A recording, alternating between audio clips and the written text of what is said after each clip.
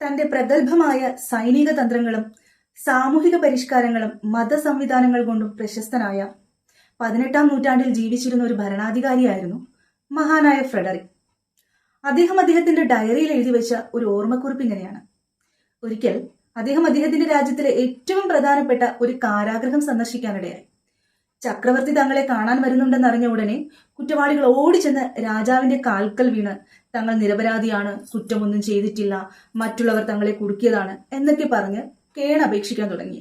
അവരുടെ ആവശ്യം ഇതായിരുന്നു, തങ്ങളെ എത്രയും വേഗം രാജാവ് കാരാഗൃഹത്തിൽ നിന്ന് മോചിപ്പിക്കണമെന്ന്.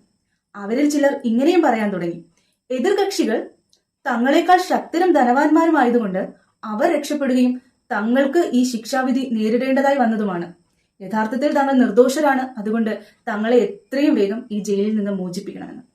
അപ്പോഴാണ് ഫ്രെഡറിക് കാരാഗൃഹത്തിന്റെ മൂലയിൽ തല കുഴിച്ചിരിക്കുന്ന ഒരു മനുഷ്യനെ ശ്രദ്ധിക്കുന്നത്. അദ്ദേഹം അയാളുടെ അടുത്ത് ചെന്ന് ചോദിച്ചു, നിനക്കൊന്നും പറയാനില്ലേ? ആ മനുഷ്യൻ തല ഉയർത്തി ഉത്തരം പറഞ്ഞു, എന്നോട് ക്ഷമിക്കണം, ഞാൻ ഒരുപാട് തെറ്റുകൾ ചെയ്തു. എന്റെ ജീവിതകാലം മുഴുവൻ ഞാൻ ചെയ്ത പാപങ്ങളെക്കുറിച്ച് ഓർത്താൽ ഞാൻ ഈ അനുഭവിക്കുന്ന ശിക്ഷാവിധി എത്രയോ ചെറുതാണ്.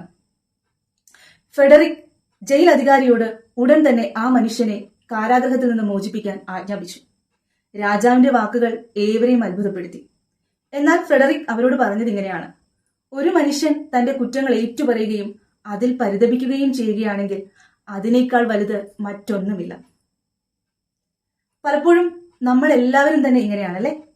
ഒരു വിധത്തിൽ അല്ലെങ്കിൽ മറ്റൊരു വിധത്തിൽ ആ കുറ്റവാളികളെ പോലെ പലവിധ മുഖംമൂടികൾ അണിഞ്ഞ് നടക്കുന്നവരാണ് നമ്മൾ എല്ലാവരും തന്നെ. മുഖംമൂടി എന്ന് ഞാൻ പറയുമ്പോൾ അവരെ പോലെ വലിയ കുറ്റകൃത്യങ്ങൾ നമ്മൾ ചെയ്യുന്നു എന്നല്ല, പക്ഷേ എന്തൊക്കെയോ നമ്മൾ നമ്മളിൽ ഒളിപ്പിച്ചു വെച്ചാണ് നാം നമ്മെ തന്നെ പ്രസന്റ് ചെയ്യുന്നത്. എന്നാൽ നമ്മുടെ യാഥാർത്ഥ്യത്തെ നമ്മൾ സ്വീകരിക്കുമ്പോഴാണ് ഈശ്വരൻ നമ്മളിലേക്ക് വരുന്നത്. ആ കുറ്റവാളിയുടെ മുൻപിൽ മഹാനായ ഫ്രെഡറിക് അവതരിച്ചതുപോലെ. Thank you.